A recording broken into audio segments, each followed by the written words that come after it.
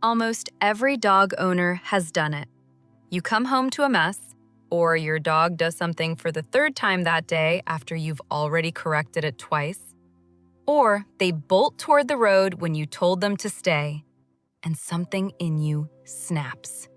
The voice comes out louder than you intended, sharper, and your dog who a moment ago was just being a dog, changes. Maybe they cower. Maybe they slink away. Maybe they go very still, ears back, tail low, eyes slightly averted. Maybe they roll onto their back immediately. And then, minutes later, they're trying to climb back into your lap. Or they're watching you from across the room with that particular look that is somehow more painful than anger. Most owners feel guilty in those moments. But guilt and understanding are two different things. And if you've ever wondered what is actually happening inside your dog, neurologically, emotionally, psychologically, in the moment you raise your voice at them, this video is going to answer that question in a way that might genuinely change how you handle those hard moments going forward. Because what happens to a dog when their owner raises their voice is not simple. And it is not nothing. Let's start with the immediate physical response, because it happens faster than thought. The moment your voice shifts, louder, sharper, carrying that particular edge that humans produce under stress or anger, your dog's brain registers it as a threat signal before any conscious processing occurs. The amygdala, which is the brain's alarm center, fires immediately. It doesn't wait for context. It doesn't pause to consider whether the threat is real or whether you're just frustrated. It simply responds to the input. Sudden loud sound, emotional tension, altered behavior from the most important figure in this dog's world. In less than a second, stress hormones flood your dog's system. Cortisol and adrenaline spike. Heart rate increases. Muscles tighten. The body enters a state of alert that is, at a biological level, indistinguishable from the response to a physical threat. Your dog didn't decide to be afraid. Their body made that decision for them, automatically, before their conscious mind had any say in it at all. Now here's what makes this particularly important to understand. Dogs don't process loud human voices the way humans do. When one person shouts at another person, the recipient has language, context, history, and reasoning to process the experience. They know why. They can evaluate the proportionality of the response. They can mentally separate the anger from the relationship. Dogs don't have that buffer. What your dog experiences when you raise your voice at them is not, "My owner is angry about the thing I did." What they experience is closer to, "The person I trust most in the world has suddenly become unpredictable and frightening." The content of what you're saying is almost entirely lost.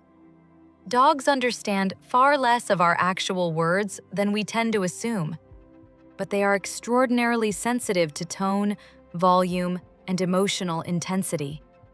So all the information your dog receives in that moment is the emotional signal, stripped of all the context that would make it make sense. They know something went wrong. They don't know exactly what. They just know that the person who is their entire world is suddenly a source of fear instead of safety.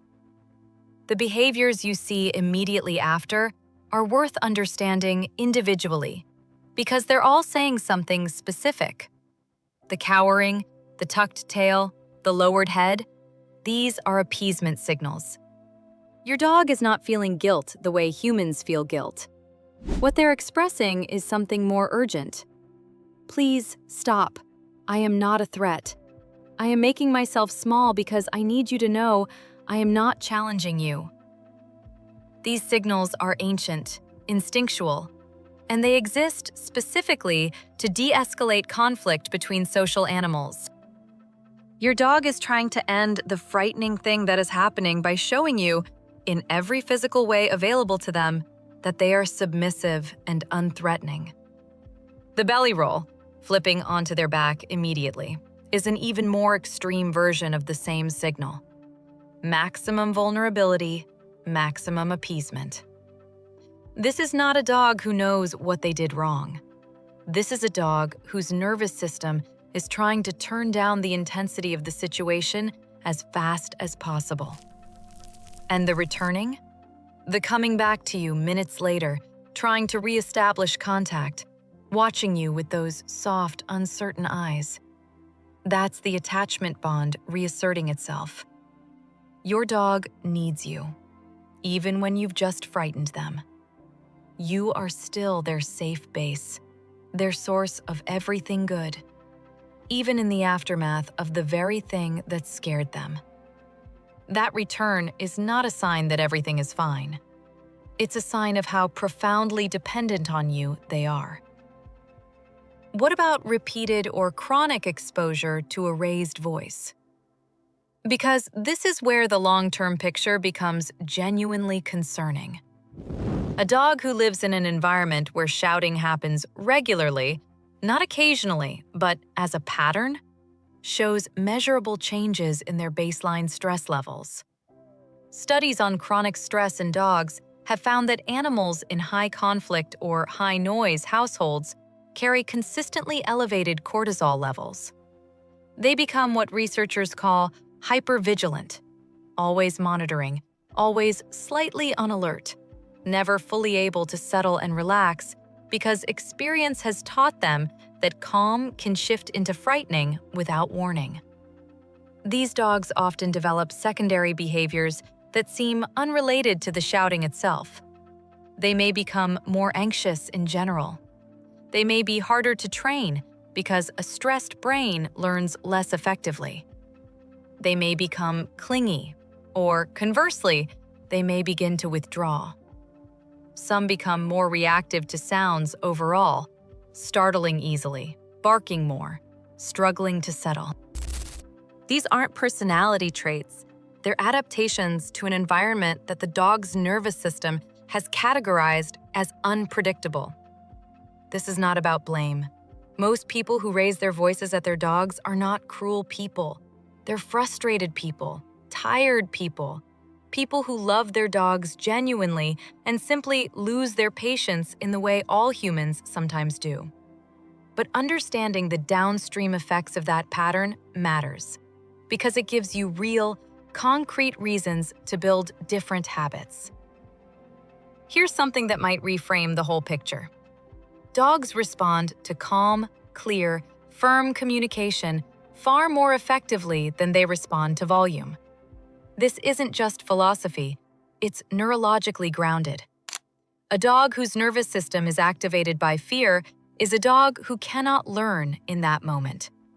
The stress response that loud voices trigger actually interferes with the parts of the brain responsible for processing information and forming new behaviors. You cannot effectively teach a dog anything in the moment you are frightening them. The lesson doesn't land. What lands is only the fear. Calm doesn't mean permissive. Calm doesn't mean you don't address the behavior. It means that your voice stays at a level that keeps your dog's stress response low enough for their brain to actually receive information. A firm, clear, level no lands harder than a shout, because the dog can actually process it instead of just reacting to it. And consistency, the same calm response to the same unwanted behavior every time, is more effective than any amount of volume, because it creates the predictability that dogs need to understand what's expected of them. One more thing worth saying before we close. If you've raised your voice at your dog, recently or many times over the years, this is not an invitation to spiral into guilt. Guilt doesn't help your dog. Understanding does. What helps your dog is what you do next, and what you choose to do differently going forward. Dogs are forgiving in a way that is almost humbling. They don't hold grudges. They don't build resentment. What they do is respond, constantly and consistently, to what the relationship feels like right now. Every calm interaction you have with your dog after a hard moment begins to rebuild the sense of safety they need. Every time you manage your own emotional response, even imperfectly, even just a little better than last time, you are actively maintaining the trust that your dog has placed in you. Because here's the truth about your dog and your voice. Your voice is one of the most powerful things in their world.